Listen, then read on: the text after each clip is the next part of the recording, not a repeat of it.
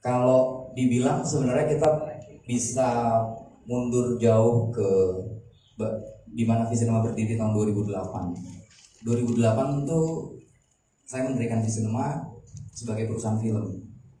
Lalu kemudian kami bertemu dengan Dewi Lestari dan kemudian menciptakan filosofi kopi. Di 2015 kami bertransformasi. Ya seperti halnya seorang manusia, organisasi kan juga bertransformasi dan tumbuh. Terus di 2015 itu kita mulai bertransformasi dari perusahaan yang membuat film menjadi perusahaan yang berpikir tentang IP. Jadi kita bilangnya IP game.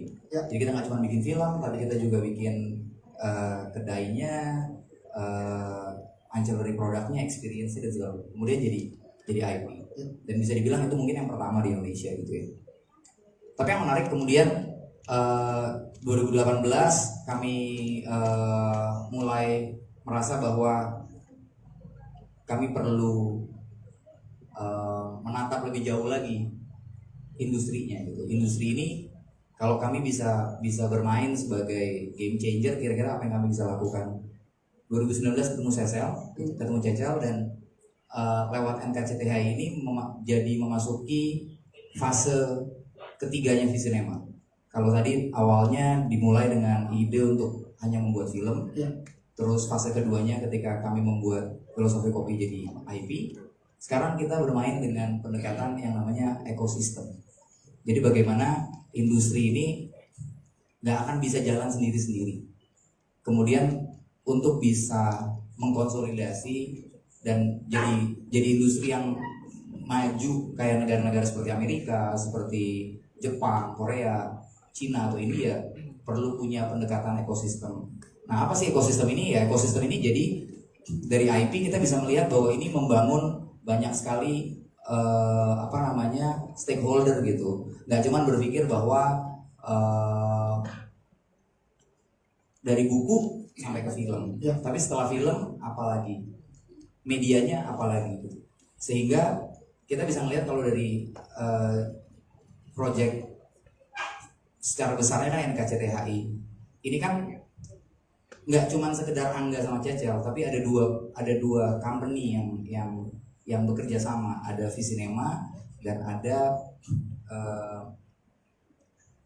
perusahaannya Cecel apa? PT KIS. Gue sengaja kasih waktu apa ya? PT KIS. Kebagian itu sederhana.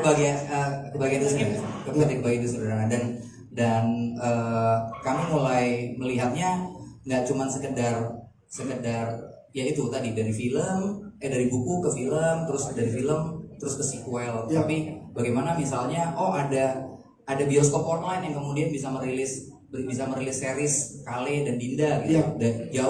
Dan jauh sekali sebenarnya dari bukunya, tapi itulah ekosistem gitu.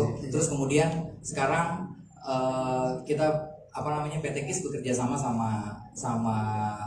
perusahaan retail, perusahaan sepatu, bikin campaign dan produk namanya Jalan yang Jauh Jangan Lupa Pulang. Terus ke depan kita juga akan punya beberapa kesepakatan retail yang lain. Jadi akhirnya film itu atau kreatif itu nggak cuma sekedar punyanya penulis sama filmmakernya, tapi kita bisa membangun ekosistem. Kita bisa melihat industri produk kreatif itu ada di sendi-sendi kehidupan kita. Sama kayak kalau kita lihat Marvel, ya ada di mana-mana. Kita pergi ke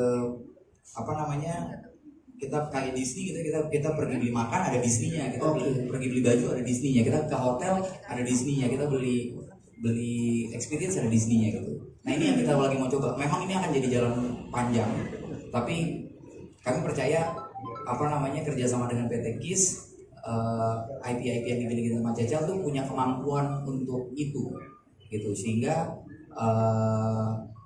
bukan lagi tentang melihatnya mengembangkan IP, bagaimana mengembangkan ekosistem.